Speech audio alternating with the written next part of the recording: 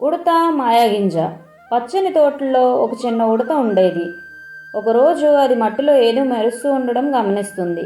తవ్వి చూస్తే ఒక పెద్ద గింజ కనపడుతుంది. ఆనందంగా, అమ్మయ్య, ఇవాళకి నా భోజనం దొరికింది అని అంటుంది. అప్పుడే చెట్టుపై కూర్చున్న ఒక పావురం, ఉడత, ఆ గింజను తినకు, అది మాయాగింజలా ఉంది అని అంటుంది.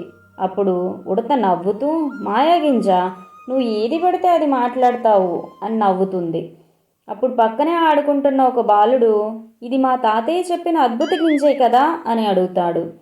అప్పుడు ఉడత ఆశ్చర్యంగా అడుగుతుంది, ఏం గింజ ఇది అని. అప్పుడు బాలుడు చెప్తాడు, దీన్ని ఎవరైనా ఇంట్లో పెట్టుకుంటే వాళ్ళకి సుఖ సంతోషాలు ఉండి అదృష్టం పడుతుందంట అని.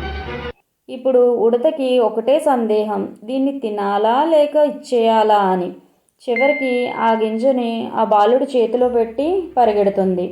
బాలుడు ఇంటికి చేరగానే తలుపు దగ్గర ఒక పచ్చని పువ్వుల తోట, వృక్షాలు మొలిసి అద్భుతంగా తయారవుతుంది.